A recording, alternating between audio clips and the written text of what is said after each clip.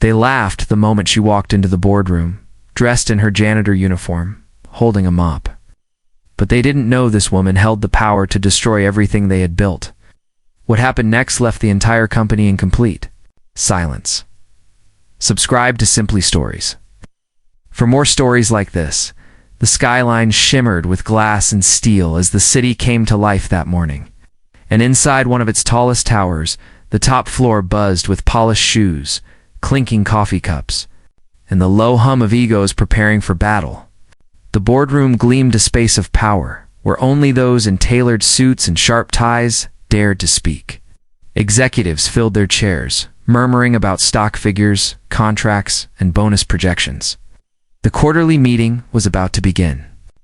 Everything, as always, was controlled, pristine, and predictable, until she walked in.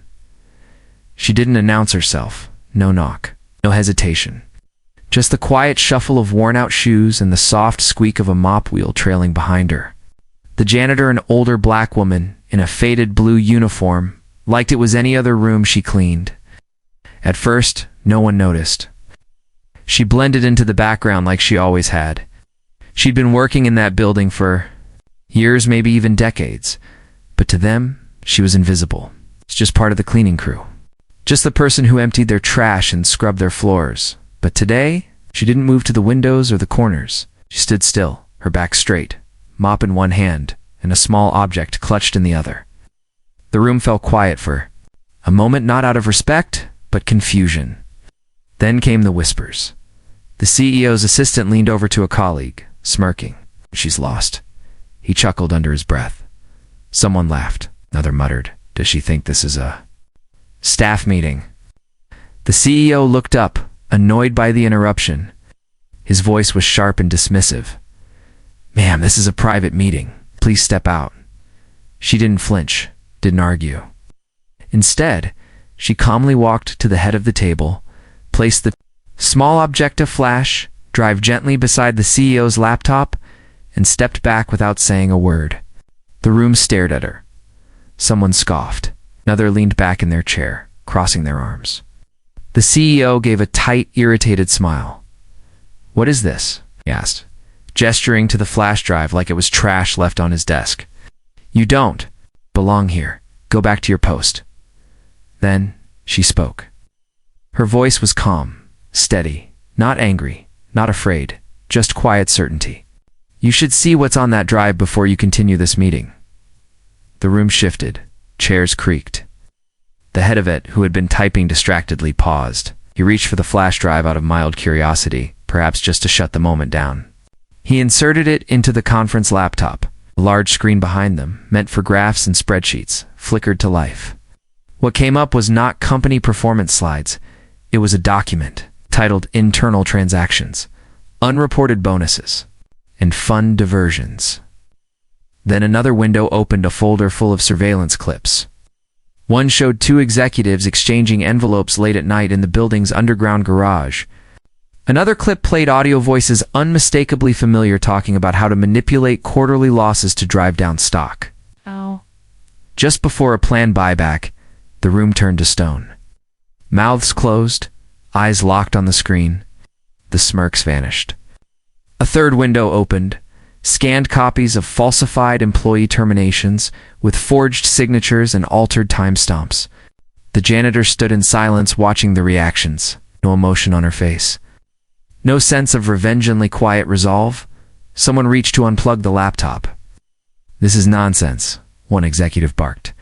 But the IT director stopped him. He was scrolling through the files now, his face pale. "These are internal server logs, and they're real," he said under his breath. A board member leaned forward. "How did you even get this?" he demanded. The janitor didn't answer. She didn't need to. More files appeared.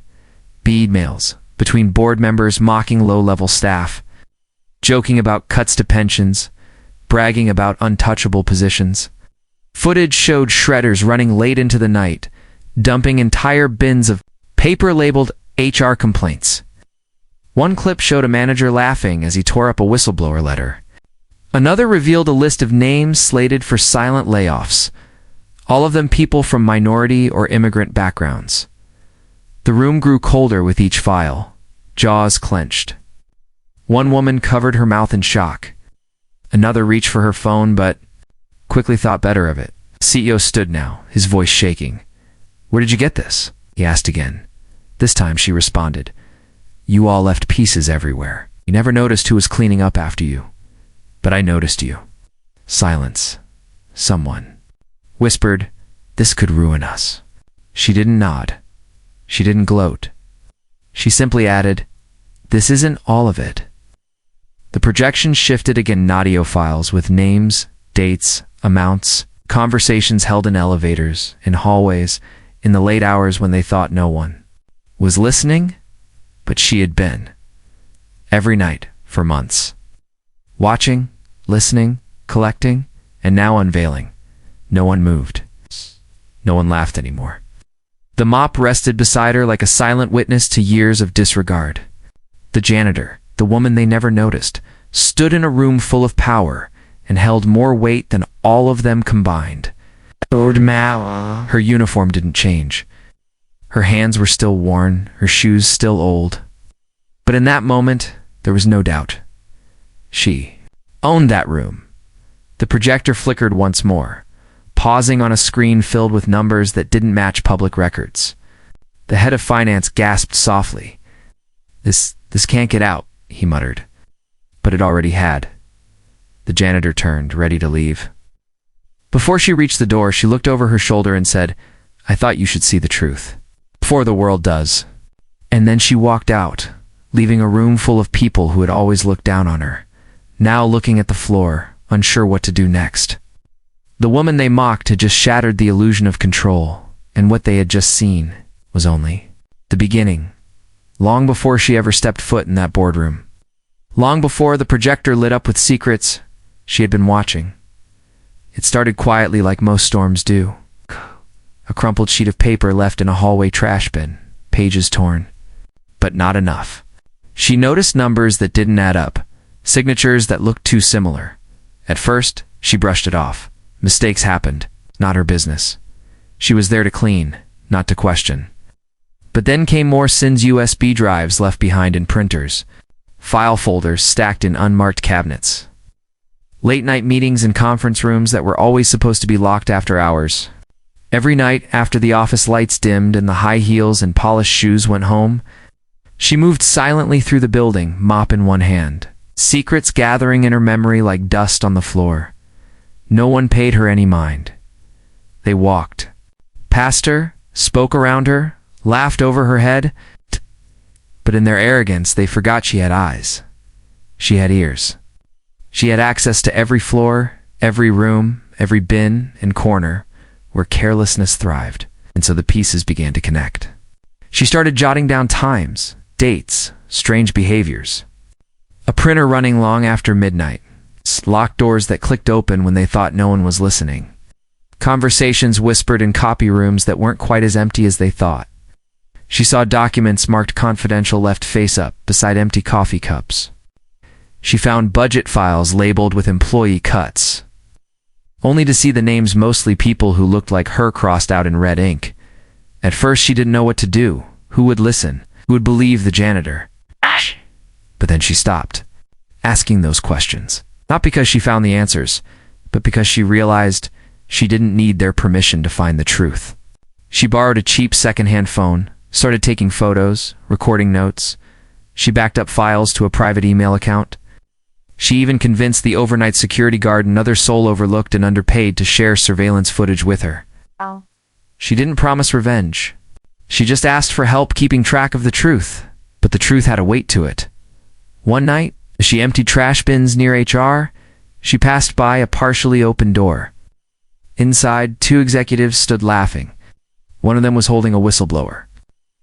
Later, someone had complained about workplace discrimination. Instead of taking it seriously, they mocked it, crumpled it, threw it into a shredder while sipping wine from crystal glasses. "Let him complain," one said. "By the time they figure it out, we'll have cashed out." She didn't move, didn't blink, just memorized every detailed time, faces, words. The next morning, she came back early to that same room and pulled the shredded pieces from the bin. It took her hours, but she reassembled enough of the letter to recognize the name of the employee. A single mother. Terminated 2 weeks later.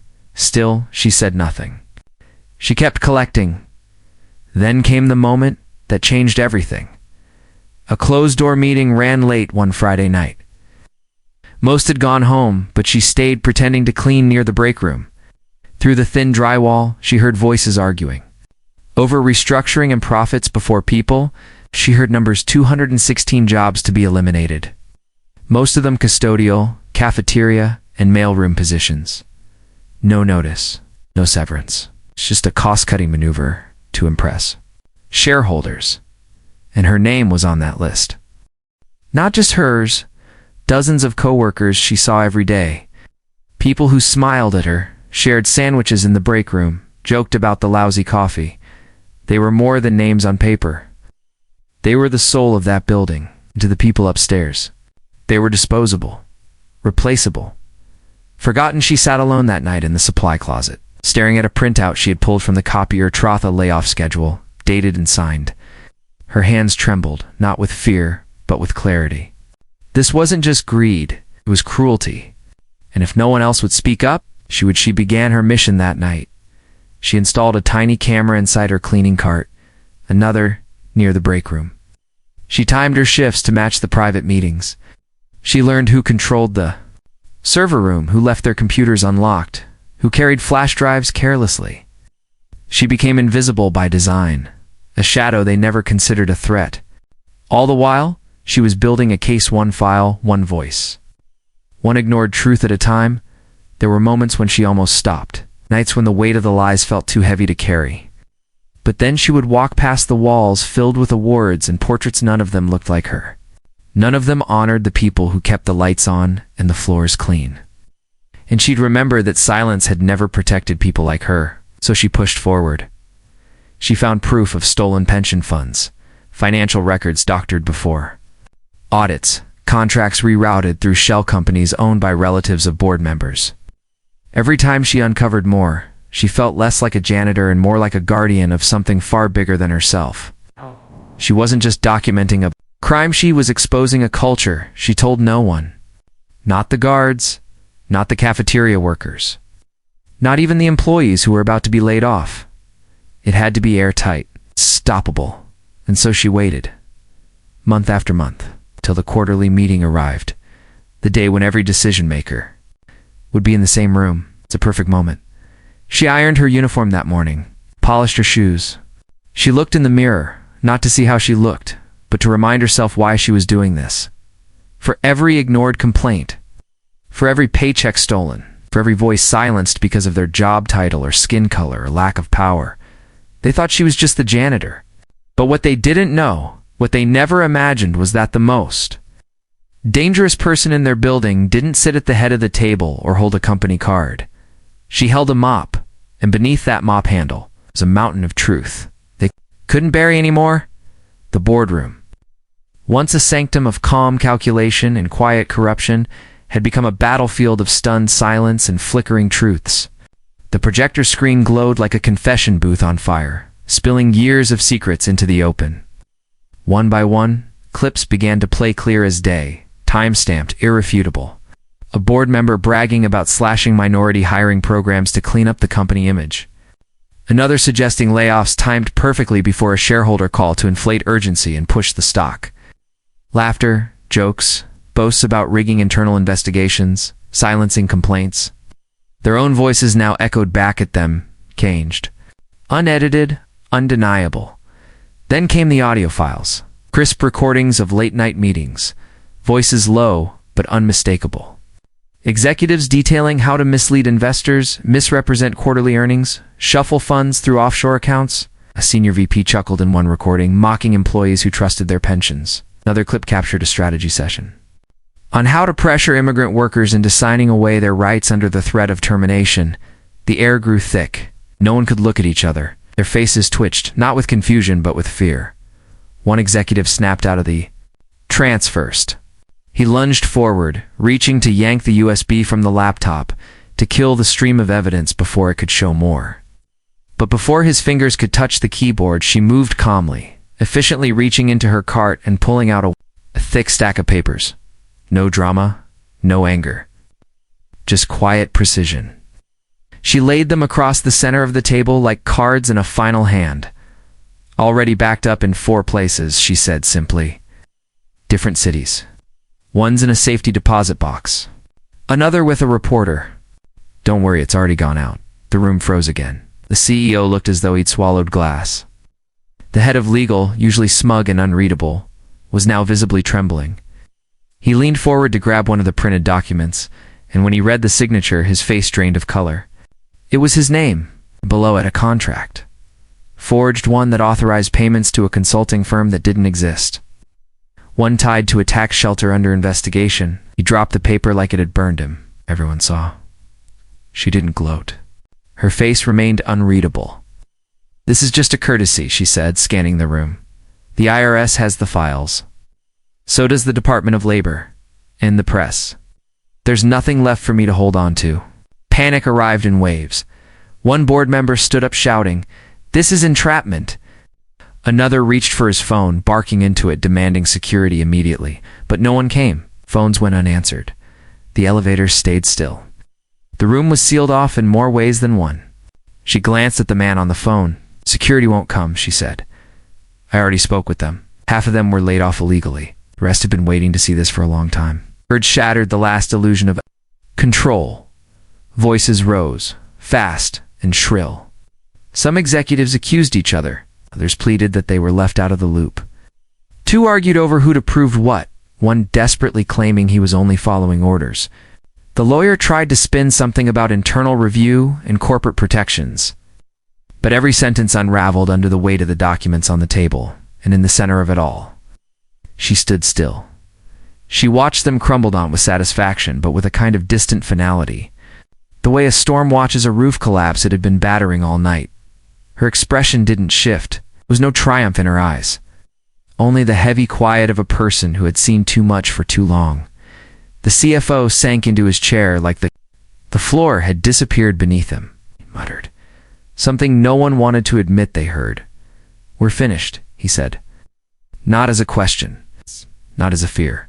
As fact, some tried still to salvage hope, offering to pay her off, to make the files go away. But she shook her head gently. "You never understood," she said. "This was never about money. It was about truth. You built this empire on lies. It was never going to last." The lights above buzzed faintly. The projector hummed, looping now through folders of emails, screenshots, signed approvals. Every piece of paper they thought they had buried was here. Unearthed by the very hands they had ignored, someone whispered to another board member, "We need to call legal counsel." Another asked if the building's servers could be wiped. In time? But they all knew. It was too late. She had done what they never thought she could, what they never dreamed someone beneath them would dare to do. She had pulled the truth out from under their feet, and now the whole tower was swaying. She looked at the documents one last time.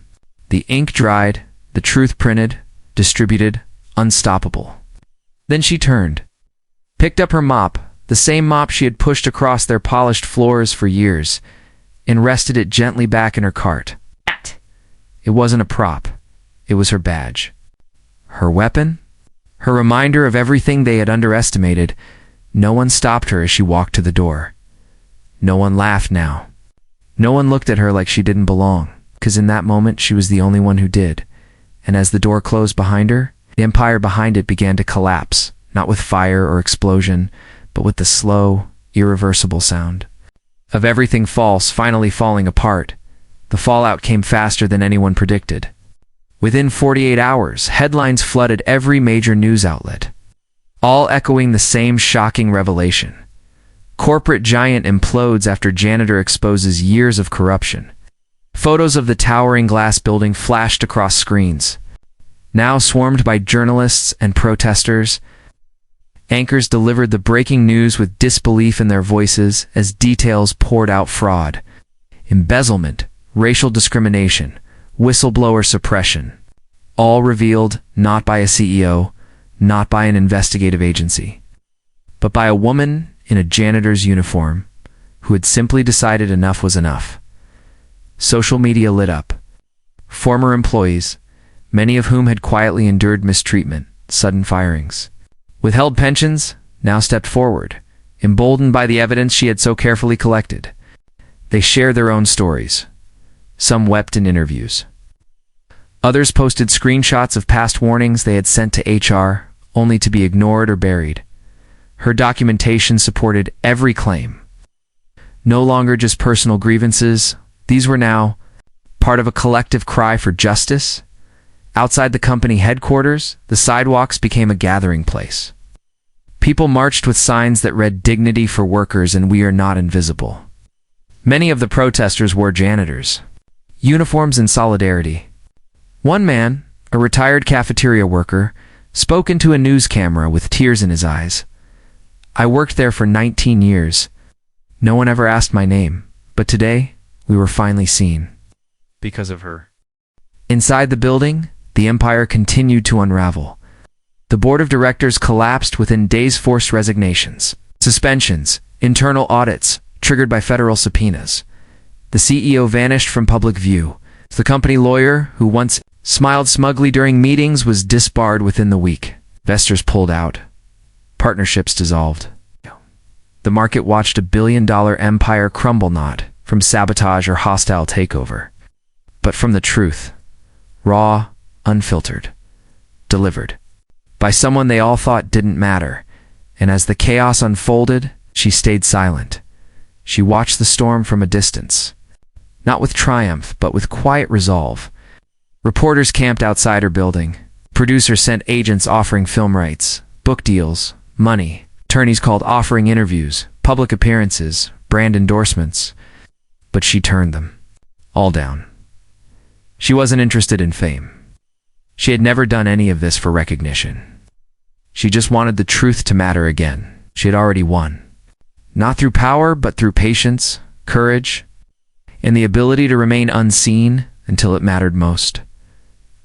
Her coworkers tried to thank her, many wept openly in the break room, where they once shared cheap coffee and silent dreams.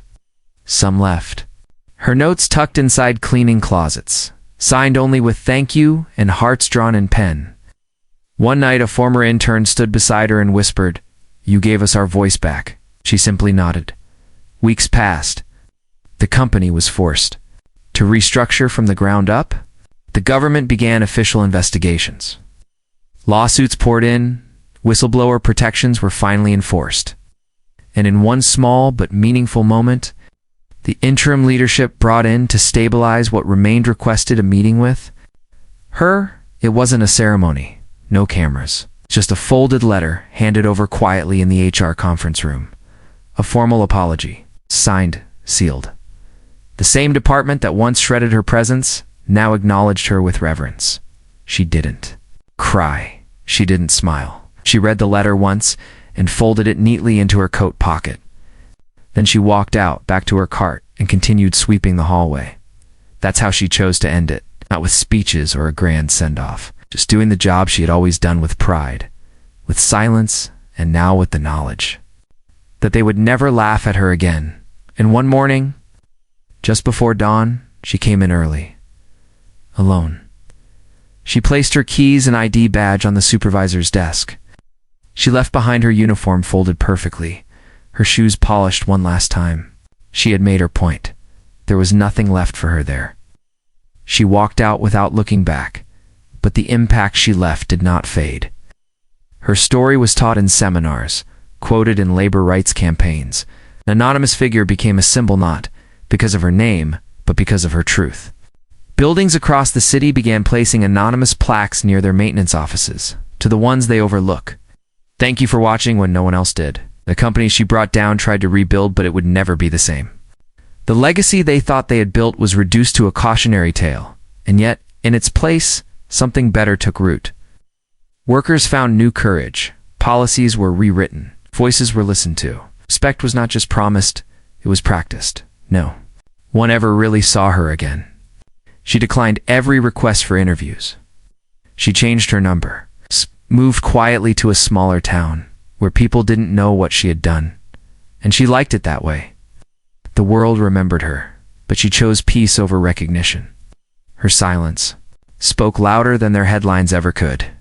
And perhaps that was the most powerful part of it all. They had laughed when she walked into that meeting. They whispered that she didn't belong. They mocked her because of her job, her uniform, her quiet way of standing in the corner, but they never imagined that the janitor would be the one, walk out as the woman who brought justice to the entire building.